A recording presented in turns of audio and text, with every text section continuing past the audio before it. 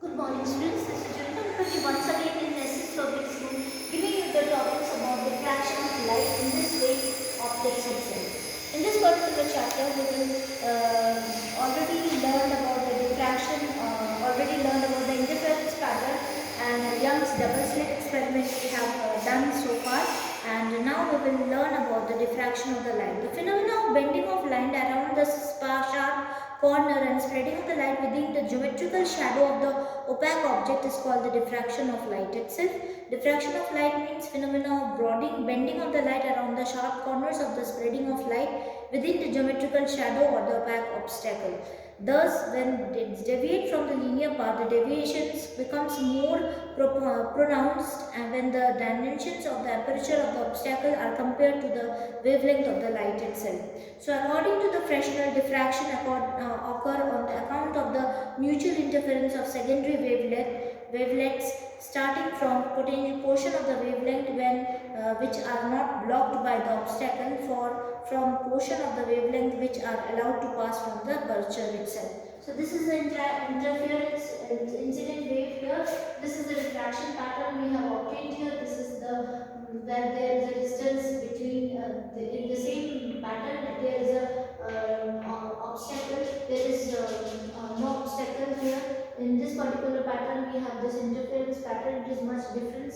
The diffraction pattern is obtained. A equal to lambda we have obtained here. A is greater than lambda we have obtained here. And in this particular image, this is A less than lambda, which is there in the diffraction pattern of incident wavelength which we have obtained. So this is how the diffraction of the light is being done. Now we will discuss about the diffraction of the light at a single slit experiment. In this particular type of light, what happens? Well, let's see this one. Now let's students start the diffraction of the light at a single slit. We have taken a single slit here.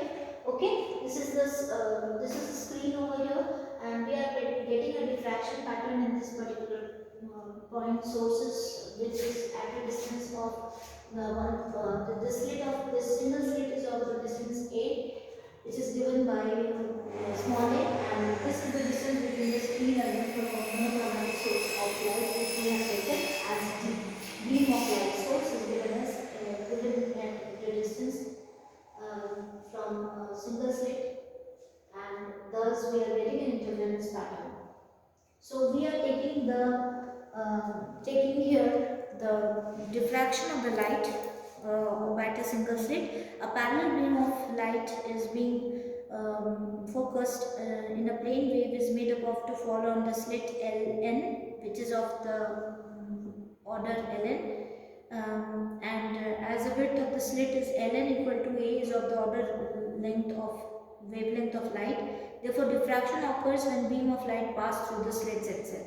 The wavelength from the single slit reaches the center A, O, center C at the screen is in the same phase where the interference constructive is given to the central maximum bright fringe. The diffraction pattern obtained on the screen consists of the central bright fringe having alternate dark and weak bandwidth of decreasing intensity of both sides.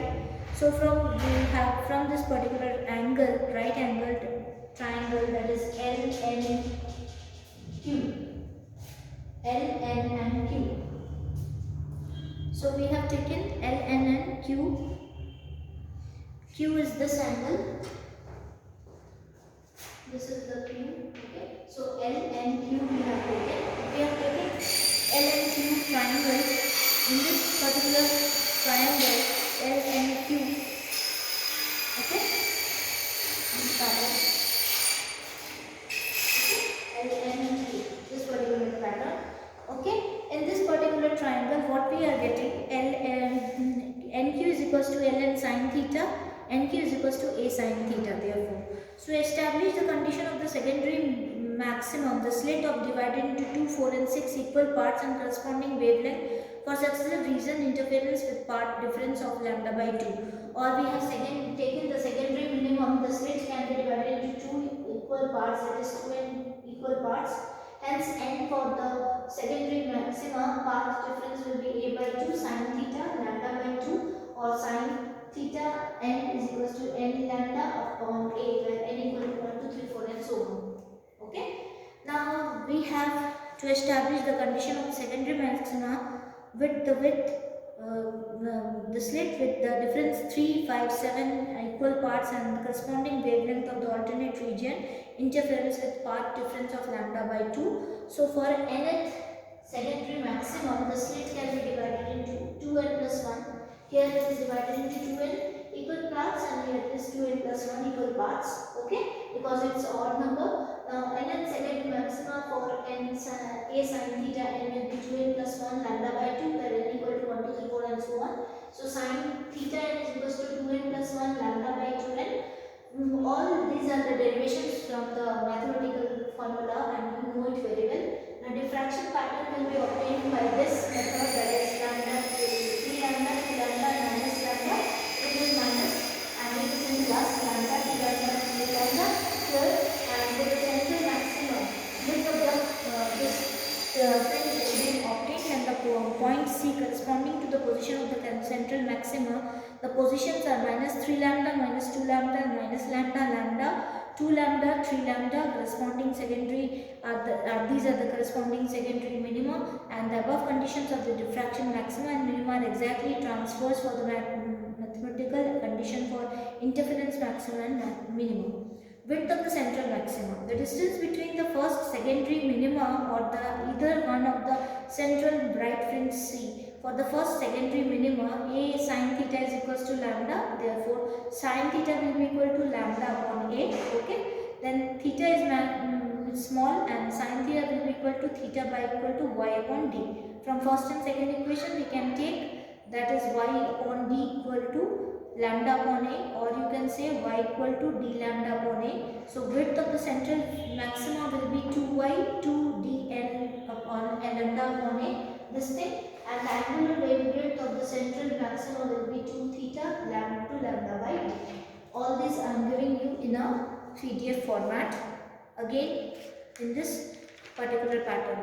So polarization is totally cut off from your chapter.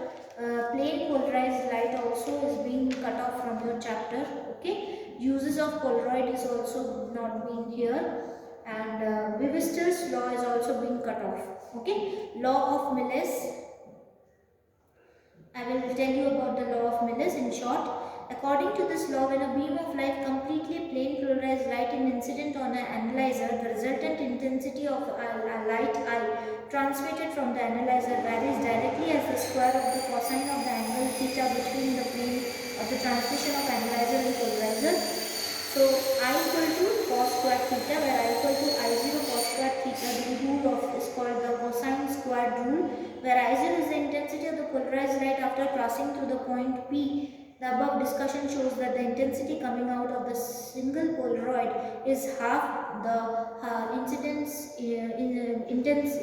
intensity. By putting a second Polaroid, the intensity can be further controlled from 50% to 0%, 0 of the incident intensity, by adjusting the angle between the pass axis of the two Polaroid. Okay, so Polaroid is what is Polaroid? I will tell you. Polaroid is on which the unpolarized light is incident is called a polarizer, and on which a polarized light is incident is called the analyzer. A Polaroid is a material which can polarize light. Okay, and tourmaline is a natural polarizing material. These are now artificially made and they are used for identification of a given light itself. So this is how this particular experiment is being given to you of Young's single slit experiment, which has been done in this pattern. We are obtaining the interference pattern. So this particular chapter is finished and we will be moving towards another topic, which is next chapter, and it is the dual nature of radiation and matter. In this, we will learn about the photoelectric effect and law of photoelectric emission and many more things. Thank you so much for this particular video.